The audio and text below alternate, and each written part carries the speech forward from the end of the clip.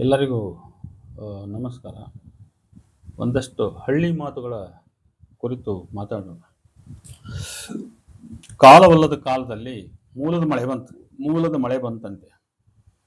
ಅಂದ್ರೆ ಯಾವುದೋ ಬರಬೇಕಾದ್ದು, ಅದು ಮಳೆನೇ ಅಂತಲ್ಲ, ಯಾವುದೋ ಬರಬೇಕಾದ್ದು, ನಮಗೆ ದಕ್ಕಬೇಕಾದ್ದು, ನಮಗೆ ಸಲ್ಲಬೇಕಾದ್ದು, ಅದು ಯಾವಾಗಲೂ ಅಂದ್ರೆ ಸಮಯವಲ್ಲದ ಸಮಯದಲ್ಲಿ ಬಂದ್ರೆ ಅಂಥ ಒಂದು ಅರ್ಥವನ್ನು ವ್ಯಕ್ತಪಡಿಸ್ಲಿಕ್ಕೆ ಕಾಲವಲ್ಲದ ಕಾಲದಲ್ಲಿ ಮೂಲದ ಮಳೆ ಬಂತು ಅಂತ ಹೇಳಿ ಹೇಳ್ತಾರೆ. ಸಿದ್ಧಿ ಸಿಂಗಾರ ಮುಗಿಯತ್ತಿಗೆ ಬಂದ್ ಬೀಗರೆಲ್ಲ ಎದ್ದು ಹೋಗಿದ್ರಂತೆ. ಯಾರೋ ಹೆಣ್ಣು ನೋಡಕ್ ಬಂದಿದ್ರಂತೆ. ಹೆಣ್ಣು ನೋಡಕ್ ಬಂದ್ರೆ ಸಿದ್ಧಕ್ಕ ಹೋಗಿ ವರ ಬಂದಾನೆ ಅಂತೇಳಿ ಸಿಂಗಾರ ಮಾಡ್ಕೊಂತ ಕೂತ್ಕೊಂಡಿದ್ಲು. ಆದ್ರೆ ಸಿಂಗಾರ ಮುಗಿಲೇ ಇಲ್ಲ. ಹೊರಗಡೆ ಕಾಯ್ಕೊಂತ ಬೀಗರು ಕುಂತ್ಕೊಂಡಿದ್ರು. ಈಗ ಬರ್ತಾಳೆ ಹೆಣ್ಣು ಈಗ ಬರ್ತದೆ ಅಂತೇಳಿ. ಆದ್ರೆ ಹೆಣ್ಣು ಬರಲೇ ಇಲ್ಲ. ಅವ್ರು ಎದ್ದು ಹೋಗ್ಬಿಟ್ರಂತೆ ಬೇಜಾರಾಗಿ. ಹಂಗೆ ಸಿದ್ಧಿ ಸಿಂಗಾರ ಮುಗಿಯೋದಕ್ಕೆ ಬಂದ್ ಬೀಗರಲ್ಲಿ ಎದ್ದೋಗಿದ್ರಂತೆ ಅಂತ. ಆಮೇಲೆ ಹಾಲಿದ್ದಾಗ ಹಬ್ಬ ಮಾಡಬೇಕು ಅಂತ ಬಹಳ ಒಳ್ಳೆ ಸಣ್ಣ ಮಾತಾದ್ರೂ ಬಹಳ ಉಪಯುಕ್ತವಾದ ಮಾತಿತ್ತು. ಹಾಲಿದ್ದಾಗ ಹಬ್ಬ ಮಾಡ್ಬೇಕಂದ್ರೆ ನಮ್ಮಲ್ಲಿ ಯಾವಾಗ ಏನು ವಸ್ತು ಇರ್ತದೋ ಆಗಲೇ ನಾವು ಮಾಡಬೇಕಾದ್ದನ್ನು ಮಾಡಿಬಿಡ್ಬೇಕು ಅಂತ. ಯಾವಾಗಲೂ ವಸ್ತು ಇಲ್ಲದಾಗ ಹೋಗಿ ನಾವು ಆ ಕೆಲಸ ಮಾಡ್ಲಿಕ್ಕೆ ಹೋದ್ರೆ ಆಗಲ್ಲ. ಹಾಲಿದ್ದಾಗ ಹಬ್ಬ ಮಾಡ್ಬೇಕು. ಆಮೇಲೆ ಹಬ್ಬದಾಗ ಹಬ್ಬ ಮಾಡ್ಲಿಲ್ಲ, ಒಬ್ಬ ಗಂಡಿಗಿರ್ಲಿಲ್ಲ. ಈಗ ಕೆಲವು ಹೆಣ್ಮಕ್ಳು ವಿಚಿತ್ರವಾದ ವರ್ತನೆಯವರು ಇರ್ತಾರೆ. ಅಂಥವ್ರ ಮೇಲೆ ಹುಟ್ಟಿರ್ತಕ್ಕಂಥ ಮಾತಿದು. ಆದ್ರೆ ಇದನ್ನು ಬೇರೆ ಇದಕ್ಕೂ ಬಳಸ್ಬೋದು ನಾವು. ಅಂದ್ರೆ ಎಲ್ಲರೂ ಹಬ್ಬ ಮಾಡ್ಬೇಕಾದ್ರೆ ತಾನು ಹಬ್ಬ ಮಾಡೋದು, ಇದು ಹೆಣ್ಮಕ್ಳ ಲಕ್ಷಣ, ಗೃಹಿಣಿಯರ ಲಕ್ಷಣ. ಆಮೇಲೆ ಒಬ್ಬ ಗಂಡಿಗಿರ್ಬೇಕಾದ್ದು ಗೃಹಿಣಿಯರ ಲಕ್ಷಣ. ಆದ್ರೆ ಕೆಲವೊಬ್ರು ಹಂಗಿರಲ್ಲ, ಹಬ್ಬದಾಗ ಹಬ್ಬ ಮಾಡಲ್ಲ, ಒಬ್ಬ ಗಂಡಿಗಿರಲ್ಲ. ಆಮೇಲೆ ಹರಕನೆಯ ತಗೊಂಡು ಹರಪನಳ್ಳಿಗೆ ಹೋಗಿದ್ರಂತ. ಈ ನಮ್ಮ ಕಡೆಗೆ ಐತಿ ಮಾತು, ಬಳ್ಳಾರಿ ಸೀಮೆಯಲ್ಲಿ. ಅಂದ್ರೆ ಅದು ಉಪಯೋಗವಿಲ್ಲದ್ದು ಯಾವುದೋ ಒಂದು ಸಣ್ಣ ಪುಟ್ಟ ಜಗಳ, ಅದನ್ನ ತಗೊಂಡು ಹರಪನಳ್ಳಿಗೆ ಹೋಗಿದ್ರು ಅಂತ. ಹರಕನೆಯ ತಗೊಂಡು ಹರಪನಳ್ಳಿಗೆ ಹೋಗಿದ್ರು ಅಂತ. ಆಮೇಲೆ ಹರಪನಳ್ಳಿ ಮೇಲೆ ಇನ್ನೂ ಒಂದು ಮಾತು ಇದೆ ನಮ್ಮ ಕಡೆ. ಏನಂದ್ರೆ ಹರಪನಳ್ಳಿ ಬೆಳೆದ್ರೆ ದೇಶಕ್ಕೆಲ್ಲ ಬರ ಅಂತ. ಅದೇನೋ ಜನವಾಡಿಕೆಯಲ್ಲಿ ಬಿದ್ದ್ಬಿಟ್ಟದ್ದು. ಅಂದ್ರೆ ಹರಪನಳ್ಳಿಗೆ ಯಾವತ್ತು ಬರವೆ, ಅದರಲ್ಲೂ ಹರಪನಳ್ಳಿ ಸುಭಿಕ್ಷೆಯಿಂದ ಬೆಳೆ ಬೆಳೀತಂದ್ರೆ ಅವತ್ತು ದೇಶಕ್ಕೆನೆ ಬರ ಅಂತ. ಇದು ಹರಪನಳ್ಳಿ ಬೆಳೆದ್ರೆ ದೇಶಕ್ಕೆಲ್ಲ ಬರ ಅಂತ. ಆಮೇಲೆ ಒಡ್ಡ ಮಾಡಿದ್ದು ಹೆಂಡಕ್ಕೆ, ಒಕ್ಕಲಿಗ ಮಾಡಿದ್ದು ದಂಡಕ್ಕೆ, ಇನ್ನು ಬ್ರಾಹ್ಮಣ ಮಾಡಿದ್ದು ಪಿಂಡಕ್ಕೆ ಅಂತ.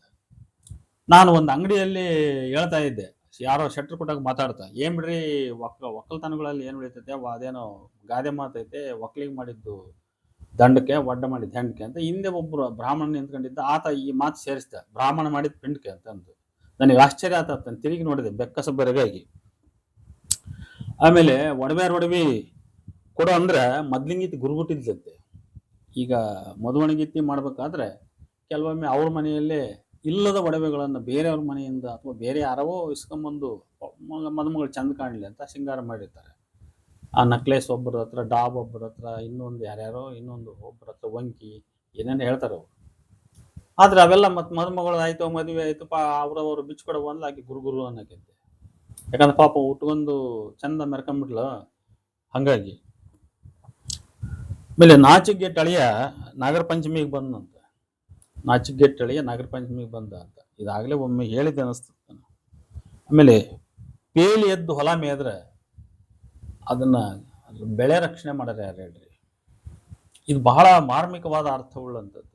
ಇವತ್ತಿನ ರಾಜಕಾರಣಿಗಳು ಕೂಡ ಹೋಲಿಸ್ಬೋದು. ನಾವು ಜನಪ್ರತಿನಿಧಿಗಳಂತ ಆರಿಸಿ ಕಳಿಸ್ತೀವಿ. ಅವರು ಈ ದೇಶದ ಅಭಿವೃದ್ಧಿಯ ಬಗ್ಗೆ ಹೆಚ್ಚು ಚಿಂತಕರಾಗಿರಬೇಕು, ಬಹಳ ಪ್ರಾಮಾಣಿಕವಾಗಿ ಕೆಲಸ ಮಾಡಬೇಕು. ಯಾವನಾದ್ರೂ ಭ್ರಷ್ಟ ಅಧಿಕಾರಿ ಇದ್ರೆ ಅವು ಭ್ರಷ್ಟಾಚಾರ ನಡೆದಂತೆ ನೋಡಬೇಕು.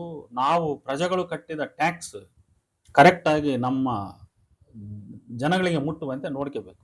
ಆದ್ರೆ ಅವರೇ ಕಳ್ಳರಾದ್ರೆ, ಈಗ ಪೊಲೀಸ್ ಕಳ್ಳರ ಹಿಡಿಯಾರ ಯಾರು? ಅದೇ ರೀತಿ ಬೇಲಿ, ನಾವು ಬೆಳೆ ರಕ್ಷಣೆ ಮಾಡ್ಲಿ ಅಂತ ಬೇಲಿ ಕಟ್ಟಿರ್ತೀವಿ, ಬೇಲಿನ ಎದ್ದು ಹೊಲ ಮೇದ್ರೆ ಹಿಂಗೆ. ಅದರಿಂದ ಇದು ಬಹಳ ಮಾರ್ಮಿಕವಾದ ಅರ್ಥವುಳ್ಳಂತ ಒಳ್ಳೆಯ ಮಾತಿದು. ಆಮೇಲೆ ಸೊಪ್ಪನ್ಯಾಗ ಉಪ್ಪು ಬೆರ್ತಂಗ ಅಂತ. ಯಾರೋ ಕೆಲವೊಬ್ರು ಯಾವುದ್ರಲ್ಲಾದ್ರೂ ಪಾರ್ಟಿಸಿಪೇಟ್ ಮಾಡೋದು ಇರ್ತೈತಿ, ಪಾಲ್ಗೊಳ್ಳೋದು ಅಂದ್ರೆ ಹೆಂಗೆ, ಬಹಳ ಹದವಾಗಿ, ಎಷ್ಟು ಹದವಾಗಿ ಒಂದು ಸೊಪ್ಪಿನಾಗ ಉಪ್ಪು ಬೆರ್ತಂಗ ಅಂದ್ರೆ ಉಪ್ಪು ಕಾಣದೇ ಇಲ್ಲ, ಅದು ತಿಂದಾಗ ಮಾತ್ರ ಅದ್ರ ರುಚಿ ಇರ್ತತಿ ಅಂತ. ಆಮೇಲೆ ಮುದಿ ಎತ್ತು ಬೆದಿ ಎದ್ದಿತ್ತು ಅಂತ ಈ ಗಾದೆ ಮಾತುಗಳು ನೋಡಿ. ಮುದಿ ಎತ್ತು ಬೆದಿ ಎದ್ದಿತ್ತು ಅಂದ್ರೆ ಒಬ್ಬ ವಯಸ್ಸು ಆದಂತ ಮನುಷ್ಯ ಮತ್ತೆ ತಾನು ಹಿಂದೆ ಬಹಳ ಪ್ರಣಯ ಕಾಲದ ಒಂದು ಅಪೇಕ್ಷೆಯನ್ನ ಅವನು ಬಯಸಿದ್ರೆ ಮುದಿ ಎತ್ತು ಬೆದಿ ಎದ್ದಿತ್ತು ಅಂತ. ಅಥವಾ ಅದನ್ನ ಇನ್ನು ಬೇರೆ ಬೇರೆ ಸಂದರ್ಭದಲ್ಲೂ ಉಪಯೋಗಿಸಬಹುದು. ಯಾವನೋ ಒಬ್ಬನ ಹರೆಯವಿರಲ್ಲ, ಹರೆಯವಿಲ್ದಾಗ ಅವನು ಆ ಕೆಲಸ ಮಾಡ್ಲಿಕ್ಕೆ ಅಪೇಕ್ಷೆ ಪಡ್ತಾನಂದ್ರೆ ಅವಾಗ ಅವನಿಗೆ ವ್ಯಂಗ್ಯವಾಗಿ ಅನ್ಬೋದು ಮುದಿಯತ್ ಬೆದೆಯತ್ತಂತೆ ಅಂತಂದು. ಅಂದ್ರೆ ಯೌವನದಲ್ಲಿ ಮಾಡಬೇಕಾದ ಕೆಲಸನ ಅವನು ಮುದುಕಾದ ಮೇಲೆ ಮಾಡ್ತಾನೆ ಅಂತ. ಆಮೇಲೆ ಅದಕ್ಕೆ ಹಂಗಮ್ ಮೇರಿಂದ ನಿಂಗಮ್ ಬಸರಾಗಿದ್ಲ ಅಂತ ಅನ್ನೋದೊಂದು ಮಾತು ಇದೆ. ಈಗೆಲ್ಲ ಹಂಗಾಮ ಹೋಗ್ಬಿಟ್ಟಿತ್ತು, ಅಂದ್ರೆ ವಯಸ್ಸು ಹೋಗ್ಬಿಟ್ಟಿತ್ತು, ಗರ್ಭ ಧರಿಸ್ತಕ್ಕಂಥ ವಯಸ್ಸು ಹೋಗ್ಬಿಟ್ಟಿತ್ತು. ಆದ್ರೂ ಆಕಿ ಗರ್ಭ ಧರಿಸಿದ್ಲು ಅಂತ. ಹಂಗಮ್ ಮೇರಿಂದ ನಿಂಗಮ್ ಬಸರಾಗಿದ್ಲು ಅಂತ ಹೇಳ್ಬಿಟ್ಟು. ಆಮೇಲೆ ಹಚ್ಗಿದ್ದಾಗ ಮೇದು ಬೆಚ್ಚಗಿದ್ದಾಗ ಮಕ್ಕಳದು. ಇದು ಎತ್ತು ಗೂಳಿಗಳು ಮಾಡ್ತಾವ ನೋಡ್ರಿ. ಹಂಗೆ ಕೆಲವರು ಗಂಡಸರಿಗೆ ಈ ಸ್ವಭಾವ ಇರ್ತತಿ. ಅವ್ರು ಯಾವ ಬದುಕಿನ ಬಗ್ಗೆ ಚಿಂತೆ ಮಾಡಲ್ಲ. ಎಲ್ಲಿ ಊಟ ಹಾಕ್ತಾರ ಅಲ್ಲಿ ಊಟ ಮಾಡೋದು, ಸುಮ್ಮನೆ ಮಕ್ಕಳಕ್ಕೆ ಚೆನ್ನಾಗಿ ಜಾಗ ಇತ್ತಂದ್ರೆ ಅಲ್ಲಿ ಮಕ್ಕೊಂಬಿಡೋದು, ಎಲ್ಲಿ ಸುಖ ಜೀವನ ನಡೀತದೆ ಅಲ್ಲಿ ಜೀವನ ನಡೆಸ್ಬಿಡೋದು. ನನ್ನ ಬದುಕು ಇಂಥವೆಲ್ಲ ಬಿಟ್ಬಿಟ್ಟಿರ್ತಾರ ಅವರು. ಆಮೇಲೆ ಮನಸ್ಸಿನಾಗ ಮಂಡಿ ಗೌದ್ರ ಗೋಧಿ ಲೆಕ್ಕ ಹೇಳ್ಯಾರ ಯಾರು ಅಂತ. ಕೆಲವರು ತಮ್ಮ ಒಳಗಿನ ಸಂಕಟ ಬೇಗೋದಿಗಳು ಏನೇ ಇರ್ತಾವ.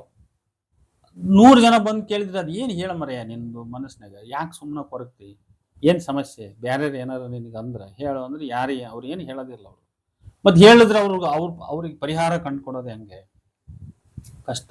ಅದಕ್ಕೆ ಹಿಂಗೆ ಹೇಳ್ತಾರೆ, ಮನಸ್ಸಿನಾಗ ಮಂಡಿಗೆ ಹೋದ್ರೆ ಗೋಧಿ ಲೆಕ್ಕ ಹೇಳಾರ ಯಾರು ಅಂತ.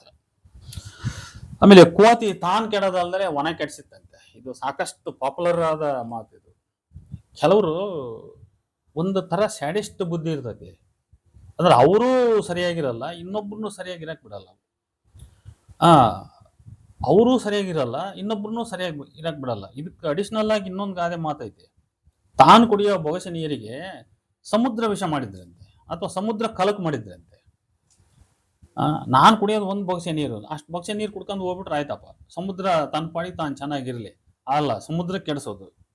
ಹಂಗೆ ಕೋತಿ ತಾನು ಕೆಟ್ಟಿರ್ತೈತಿ, ಅದು ಬಂದದು ಏನ್ ಮಾಡ್ತೈತಿ, ಆ ಕೊಂಬೆ ಈ ಕೊಂಬೆ ಹಾರಿ ಆ ಗೊನೆಯ ಕೆಡವಿ ಈ ಹಣ್ಣು ಹಳದು ಇಡೀ ತೋಟನೆಲ್ಲ ಹಾಳು ಮಾಡಿ ಆ ಮಂಗ ಬಂದತ್ ನೋಡಂತ ಗೊತ್ತಾಗಬೇಕು.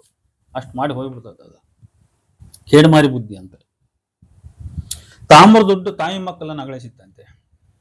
ಎಷ್ಟೋ ಸಂಬಂಧಗಳು ದುಡ್ಡಿನಿಂದ ಕೆಟ್ಟು ಹೋಗ್ಬಿಡ್ತವೆ. ಬಹಳ ಚೆನ್ನಾಗಿರ್ತಾರ ಅವರು, ಆದ್ರೆ ದುಡ್ಡಿನ ಕಾಲಾಗೆ ವ್ಯವಹಾರ ಏನು 10 ರೂಪಾಯಿ ಇರ್ಬೋದು ಜಗಳ ತರಕ್ಕೆ. ಅದಕ್ಕೋಸ್ಕರ ಈ ಗಾದೆ ಮಾತು ಹುಟ್ಟಿದೆ, ತಾಮ್ರ ದುಡ್ಡು ತಾಯಿ ಮಕ್ಕಳನ್ನ ಅಗಲಿಸಿತ್ತು ಅಂತ ಹೇಳ್ಬಿಟ್ಟು. ಆಮೇಲೆ ಕುಂಬಳಕಾಯಿ ಕಳ್ಳ ಅಂದ್ರೆ ಹೆಗಲ್ಮುಟ್ಟು ನೋಡ್ಕೊಂಡಿದ್ದಂತೆ. ಯಾರೋ ಒಬ್ಬನ ಏನೋ ದೋಷ ಮಾಡಿರ್ತಾನೆ, ಆದ್ರೆ ಅವನ ಬಗ್ಗೆ ಜನರಲ್ ಆಗಿ ಯಾರೋ ಕಮೆಂಟ್ ಮಾಡಿದ್ರೆ ಅವನಿಗೆ ನನಗೆ ಅಂದ್ರೆ, ಯಾಕಂದ್ರೆ ಅವ್ನ ಮನಸ್ಸಿನೊಳಗೆ ಅಳಕಿರ್ತದ ಅದು. ಅವ್ನ ಕಳೆತನ ತಾನೇ ತೋರ್ಸ್ಕೊಂಡ್ಬಿಡ್ತಾನ ಅವನು. ಅದರಿಂದ ಕುಂಬಳಕಾಯಿ ಕಳ್ಳ ಅಂದ್ರೆ ಹೆಗಲ್ಮುಟ್ಟು ನೋಡ್ಕೊಂಡಿದ್ದ ಅಂತ. ಆಮೇಲೆ ಅಸಾಸುರನ್ನ ಹೆಂಡತಿ ಕಸಾಸುರಿಯನ್ನ ಕಟ್ಕೊಂಡು ಹೋಗಿದ್ಲಂತೆ. ಇದ್ರ ಬಗ್ಗೆ ಒಂದು ಕತೆ ಕೂಡ ಹೇಳಿದೆ ನಾನು. ಆಮೇಲೆ ಆಡಂಬರ ಕಟ್ಕೊಂಡು ಹಗಲೋಟಕ್ಕೆ ಮುದ್ದಿಲ್ಲ ಅಂತ. ಕಟ್ಕೊಂಡಿರೋದೇನೋ ದೊಡ್ಡ ಆಡಂಬರ, 8 ಎತ್ತಿನ ಕಮ್ತ ಅದು ಇದು ಇತ್ಯಾದಿ ಎಲ್ಲ.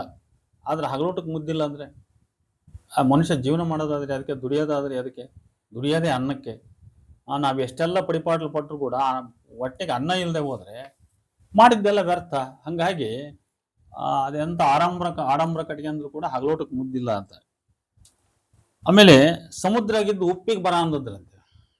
ಅಂದ್ರೆ ಎಲ್ಲಾ ಸಂಪತ್ತು ಇದೆ, ಆದ್ರೆ ಆ ಮನುಷ್ಯರು ಸುಖ ಪಡ್ತಾ ಇಲ್ಲ, ಅಥವಾ ಅವರಿಗೆ ಅದನ್ನ ಸದ್ಬಳಕೆ ಮಾಡಿಕೊಂಡು ಬದುಕನ್ನ ಸರಿಯಾದ ರೀತಿ ತಗೊಂಡೋಗೋ ಜ್ಞಾನ ಇಲ್ಲ ಅವರಿಗೆ ಅಂದಾಗ ನೋಡಿ ಈ ಮಾತು ಜ್ಞಾಪಕಕ್ಕೆ ಬರ್ತೈತಿ. ಅದೇನು ಸಮುದ್ರಗಿದ್ದು ಉಪ್ಪಿಗೆ ಬರ ಅಂತಿದ್ರಂತೆ. ಅಂಗೈಯಾಗ ಬೆಣ್ಣೆ ಇಟ್ಕೊಂಡು ಊರೆಲ್ಲ ತುಪ್ಪ ಕುಡಿಕಾಡಿದ್ರಂತೆ ಅಂತ ಇನ್ನೊಂದು ಮಾತು ಇದೆ. ಕೈಯಾಗ ಬೆಣ್ಣೆ ಅಂಗೈಯಾಗ ಐತಿ, ಆದ್ರೆ ತುಪ್ಪ ತುಪ್ಪ ತುಪ್ಪ ಅಂತ ಊರು ತುಂಬ ಓಡಾಡಿದ್ರಂತೆ ಅಂತ. ಹಂಗೆ ಸಮುದ್ರದಲ್ಲಿದ್ದು ಉಪ್ಪಿಗೆ ಬರ ಅಂದಿದ್ರಂತೆ. ಆಮೇಲೆ ಮಂಗನ ಕೈಗೆ ಮಾಣಿಕ್ಯ ಕೊಟ್ರೆ, ಅಂದ್ರೆ ಬುದ್ಧಿ ಇಲ್ದವ್ರ ಕೈಗೆ ಏನೋ ಕೊಡಬಾರ್ದು ಅಂತ. ಯಾವ ವಸ್ತುವನ್ನು ಯಾರ ಕೈಗೆ ಕೊಟ್ರೆ ಅದು ಉಪಯೋಗ ಆದೀತಂತ ನಾವು ವಿವೇಚನೆ ಮಾಡಿ ಕೊಡಬೇಕು. ಈಗ ಕೆಲವೊಮ್ಮೆ ನಮ್ಮ ವಿವೇಕಗಳು ಕೆಟ್ಟದಾಗಿ ಕೆಲಸ ಮಾಡ್ತವೆ. ಈ ಮಂಗಗೆ ಮಾಣಿಕ್ಯದ ಬೆಲೆ ಏನು ಗೊತ್ತು, ತಗೊಂಡೋಗಿ ಯಾವ್ದಾರ ಒಂದು ಮರಕ್ಕೆ ಹಾಕ್ತೈತಿ, ಇಲ್ಲ ಎಲ್ಲ ಬಿಸಾಕಿ ಬಿಡ್ತೈತಿ. ಅದರಿಂದ ಮಂಗನ ಕೈಗೆ ಮಾಣಿಕ್ಯ ಕೊಟ್ಟಂಗೆ ಅಂತ. ಮಾತು ಮನೆ ಕೆಡಿಸ್ತು, ತೂತು ಒಲೆ ಕೆಡಿಸ್ತು. ಎಲ್ಲರಿಗೂ ಪಾಪ್ಯುಲರ್ ಗೊತ್ತಿದೆ. ಮಾತು ಮನೆ ಕೆಡಿಸ್ತು, ತೂತು ಒಲೆ ಕೆಡಿಸ್ತು ಅಂತ. ಅದನ್ನು ಒಲೆಗೆ ತೂತಿದ್ರೆ ಅದ್ರ ಕಾವು ಪಾತ್ರೆಗೆ ಸರಿಯಾಗಿ ಬಡಿಯಲ್ಲ. ಅದೇ ರೀತಿ ಮಾತಾಡ್ತಾ ಕುಂತ್ರೆ ಮನೆತನವೇ ಹಾಳಾಗಿ ಹೋಗತಿ. ಅಥವಾ ನಾವು ಮಾತಿನ ಲಯದಲ್ಲಿ ನಮ್ಮ ಮನೆತನದ ಗುಟ್ಟುಗಳನ್ನ ಬೇರೆಯವರಿಗೆ ಕೊಟ್ರೆ ನಮ್ಮ ಮನೆತನ ನಾಶ ಆದೇ ಆಗತ್ತದು. ಆಮೇಲೆ ಎಲ್ಲರ ದ್ವಾಸಿ ತೂತೆ ಅನ್ನೋದು ಒಂದು ಮಾತೈತೆ. ಅದು ತೂತಿಲದ ದ್ವಾಸಿ ಯಾವನು ಹೋಯ್ತಾನೆ ಅಂತ. ಅಂದ್ರೆ ಬದುಕು ಸಂಸಾರ ನಾವು ಮಾಡುವಾಗ ಸಮಸ್ಯೆಗಳು ಸೃಷ್ಟಿಯಾದೇ ಆಗ್ತವೆ. ಏನಾದರೂ ಲೋಪದೋಷಗಳು ಇದ್ದೇ ಇರ್ತವೆ, ಸಾಮಾನ್ಯ ಅಲ್ವಾ. ಈಗ ನಡೆಯುವ ಮನುಷ್ಯ ಕಲ್ಲಿಡುವನಲ್ಲದೆ ನಿಂತ ಮರ ಕಲ್ಲಿಡುತ್ತ, ನಿಂತ ಮರ ಕಲ್ಲಿಡುವಲ್ಲ, ನಡೆಯುವ ಮನುಷ್ಯ ಕಲ್ಲಿಡುತ್ತಾನೆ. ಹಂಗಾಗಿ ಯಾವನು ಸಾಧಕನಾಗಿರ್ತಾನೋ ಸಾಧಕನ ಹಾದಿಯಲ್ಲಿ ಕಲ್ಲು ಮುಳ್ಳುಗಳು ಇರ್ತವೆ, ಅವನು ತಪ್ಪುಗಳನ್ನ ಮಡೆ ಮಾಡ್ತಾನೆ. ಹಂಗೆ ನಡೆಯ ಮನುಷ್ಯ ಕಲ್ಲಿಡುತ್ತಾನೆ, ನಿಂತ ಮರ ಕಲ್ಲಿಡುವಲ್ಲ. ಹಂಗಾಗಿ ಎಲ್ಲರ ದ್ವಾಸಿ ತೂತೆ ಅಂದ್ರೆ ಎಲ್ಲರ ಸಂಸಾರದಲ್ಲಿ ಏನಲ್ಲ ಒಂದು ಏನಾದ್ರೂ ತಪ್ಪು ಅಪ್ಪು ಇದ್ದೇ ಇರ್ತವೆ ಅಂತ. ಮನುಷ್ಯ ಅಂದ್ಮೇಲೆ ಏನಾದ್ರೂ ಒಂದು ಮಿಸ್ಟೇಕ್ ಮಾಡೇ ಮಾಡ್ತಾನೆ ಅಂತ. ಗುಡ್ಡಕ್ಕೆ ಕಟಬಳ್ಳಿ ಆಸಿದ್ರಂತೆ. ಆಸೆ ನಮಗೆ ಎಷ್ಟು ಬೇಕೋ ಅಷ್ಟು ಕಟ್ಕೋಬೇಕು ನಾವು. ಹೋಗಿ ಗುಡ್ಡಕ್ಕೆ ನಾನು ಗುಡ್ಡನ ಕಟ್ಕೊಂಡ್ಬಿಡ್ತೀನಿ ಅಂದ್ರೆ ಅದನ್ನ ಹೊತ್ಕೊಂಡು ಹೋಗೋದು ಆಗ್ಬೇಕಲ್ಲ. ಆಗಲ್ಲ. ನಾನು ಮೊನ್ನೆ ನಮ್ಮ ತೋಟದಲ್ಲಿ ಒಂದು ಹಾವು ನೋಡಿದೆ, ದೊಡ್ಡ ಕೆರೆ ಹಾವು ಅದು. ನೋಡ್ರಿ, ಕೆರೆ ಹಾವಿಗೆ ಕಪ್ಪೆ ತಿನ್ಬೇಕಂತ ಆಸೆ. ಅದು ಕಪ್ಪೆ ಬಾಯಿ ಕೈ ಹಾಕ್ಬಿಟ್ಟತಿ. ಆದ್ರೆ ಕಪ್ಪೆ ದೊಡ್ಡ ಕಪ್ಪೆ, ಅದು ಇನ್ನೊಂದಿಷ್ಟು ಉಸಿರು ಊದ್ಕೊಂಡು ದೊಡ್ಡದಾಗ್ಬಿಡುತ್ತೆ. ಅದು ಒಂಥರ ಚೆಂಡದಂಗೆ ಆಗ್ಬಿಡುತ್ತೆ ಅದು. ನಾವು ಸುಮಾರು ಒಂದು 5-10 ನಿಮಿಷ ನಿಂತು ನೋಡಿದ್ವಿ. ಕೊನೆಗೂ ಆ ಕಪ್ಪೆನ ನುಂಗಕ್ಕೆ ಅದಾಗ್ಲಿಲ್ಲ, ಬಿಟ್ಟು ಹೋತದು ತಾನೆ. ಅಂದ್ರೆ ತನಗೆ ನುಂಗ್ಲಿಕ್ಕೆ ಆಗಲಾರದನ್ನ ಅದು ನುಂಗಕ್ಕೆ ಹೋಗಿ ಸೋತ್ ಹೋತದು. ಆ ರೀತಿ ಗುಡ್ಡಕ್ಕೆ ಹೋಗಿ ಕಟಬಳ್ಳಿ ಹಾಸಿದ್ರೆ ಗುಡ್ಡ ಕಟ್ಟಿ ಹೊತ್ಕೊಂಡು ಹೋಗಕ್ ಆಗುತ್ತಾ? ಅವನಿಗೆ ಅವಿವೇಕಿ ಅಂತಾರೆ ಅವನಿಗೆ. ಆಮೇಲೆ ಕಂಡೋರ್ ಕುರಿಗೆ ಖಾರ ಹರಿದ್ರಂತೆ. ನಮ್ಮ ಕುರಿ, ನಮ್ಮನೆ ಕುರಿ ಇದ್ರೆ ನಾವು ಅದನ್ನ ಕೊಯ್ದು ಖಾರ ಮಸಾಲೆ ಹರಿದು ಸರಿ, ಅಲ್ಲಿ ಅವನೋ ಯಾರ್ದ ಕುರಿ ಅಂತ ಹೇಳಿ ಅವ್ರ ಕುರಿಗೆ ನಾವು ಖಾರ ಹರಿಯೋದು. ಕಂಡೋರ್ ಕುರಿಗೆ ಖಾರ ಹರಿದ್ರು ಅಂತಂದು ಅಲ್ಲಿ ಅವ್ರ ಬದುಕು, ಅವ್ರ ವ್ಯವಸ್ಥೆ, ಅವ್ರ ದುಡಿಮೆ, ಅವ್ರು ಏನೋ ಮಾಡ್ತಾರಪ್ಪ. ಅವ್ರದಕ್ಕೆ ಆಸೆ ಪಟ್ಟು ನಾನಿಲ್ಲೇನೋ ಕುದ್ಕೊಳ್ಳೋದಾಗ್ಲಿ, ನಾನೇನೋ ಆಸೆ ಪಡೋದಾಗ್ಲಿ ಐತಲ್ಲ, ಅದು ಸರಿಯಲ್ಲ ಅಂತ. ಹಂಗಾಗಿ ಕಂಡರ್ ಕುರಿಗೆ ಖಾರ ಹರಿದ್ರು ಅಂತ. ಆಮೇಲೆ ಸಿದ್ಧಿ ಒಂದು ಮಗ ಹತ್ರ ಊರೆಲ್ಲ ಅದೇ ಸುದ್ದಿ. ಅದು ಸಿದ್ಧವ್ವ ಅನ್ನಕ್ಕೆ ಹೆಣ್ಮಗಳಿದ್ಲು, ಪಾಪ ಆಕಿ ಬಹಳ ದಿನ ಮಕ್ಕಳಾಗಿರ್ಲಿಲ್ಲ. ಊರೆಲ್ಲ ಸುದ್ದಿ ಆಗ್ಬಿಟ್ಟಿತ್ತಲ್ಲ ಅದು. ಪಾಪ ಆಕಿಗೆ ಮಕ್ಕಳಿಲ್ಲ ಅಂತ. ಆದ್ರೆ ಅಕಸ್ಮಾತ್ ಮಗು ಎತ್ಬಿಟ್ಟು ಊರೆಲ್ಲ ಸುದ್ದಿ ಆಗ್ಬಿಡುತ್ತೆ ಅದು. ಸಿದ್ಧಿ ಒಂದು ಮಗ ಹತ್ರ ಊರೆಲ್ಲ ಅದೇ ಸುದ್ದಿ.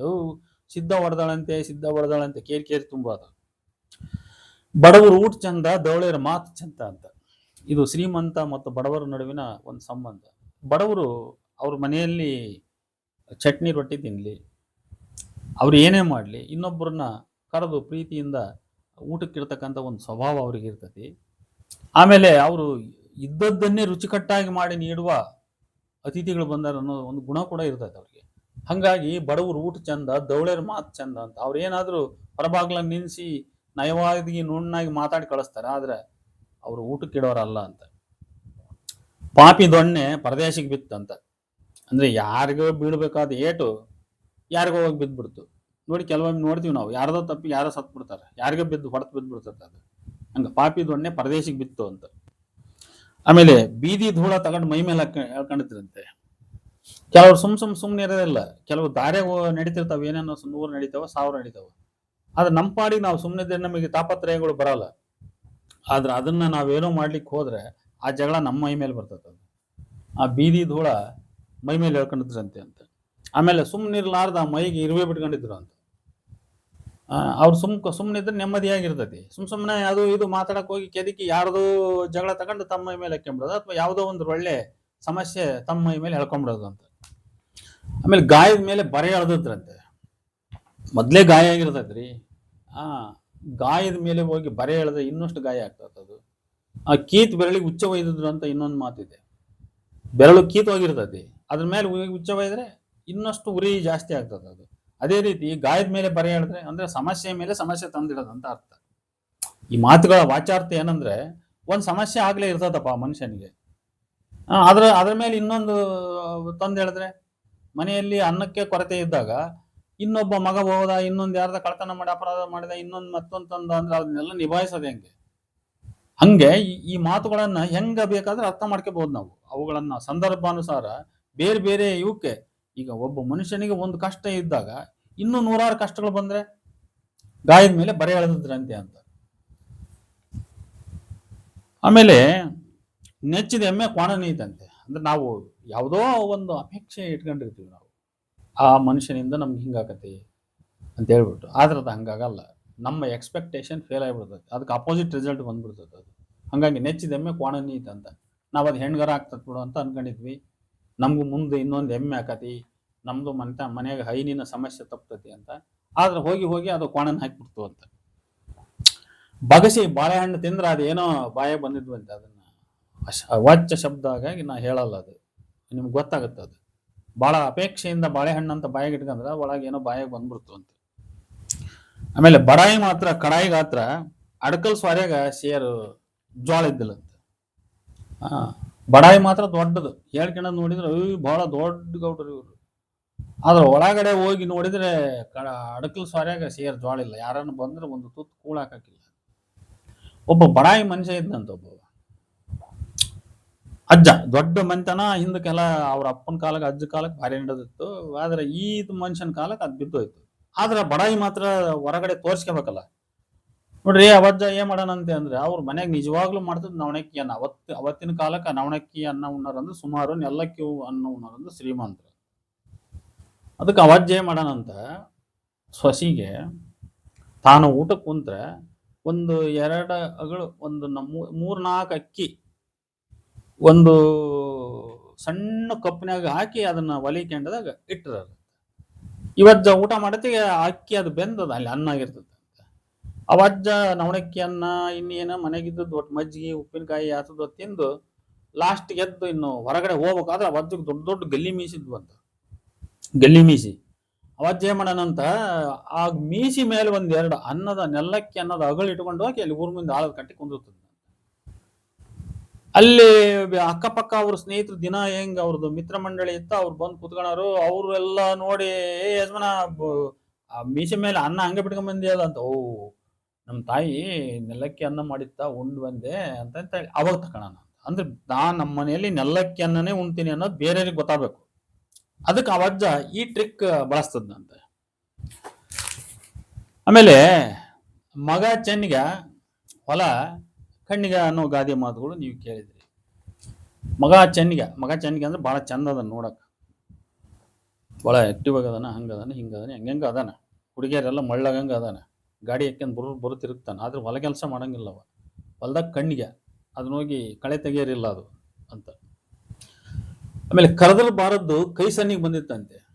ಕೆಲವ್ರು ಕರೆದ್ರೆ ಬರಲ್ಲ, ಅವ್ರು ಕೈ ಸನ್ನೆ ಮಾಡಿದ್ರೆ ಬರ್ತಾರ. ಅಂದ್ರೆ ಅರ್ಥ, ಆ ಮನುಷ್ಯನನ್ನ ಪ್ರೀತಿಯಿಂದ ಆಕಾಂಕ್ಷೆಯಿಂದ ಬಾರಯ್ಯ ಅಂತ ಕರೆದ್ರೆ ಅವಾಗ ಬರದೇ ಇರೋನು ಆಮೇಲೆ ತನ್ನದೇನೋ ಅಗತ್ಯ ಉಂಟಾತ, ಅವಾಗ ಕೈ ಸನ್ನಿಗೆ ಬಂದ ಅಂತ.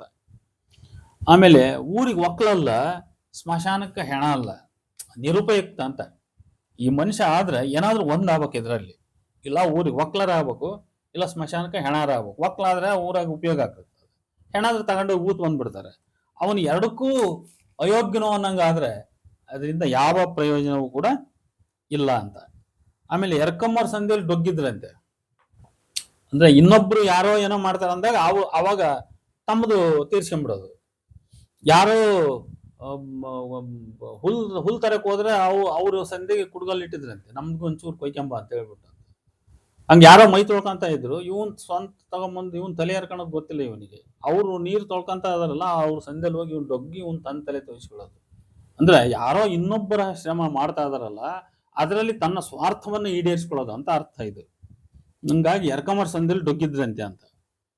ಆಮೇಲೆ ಹೊಗು ನೀರು ಹೊಕ್ರ ಮೊಗಿ ಹೊನ್ನು ಬೆಳೆದಿತ್ತಂತೆ. ಒಂದು ಹೊಗು ನೀರು ಹೊಕ್ರ ಅಂದ್ರ ಅರ್ಥ ಏನು, ದಾರಿಯಲ್ಲಿ ಹೋಗೋ ನೀರು ನಮ್ಮ ಹೊಲಕ್ಕೆ ಅದು ತಿರುಗಿದ್ರೆ ಚಿನ್ನ ಬೆಳಿತೈತಿ.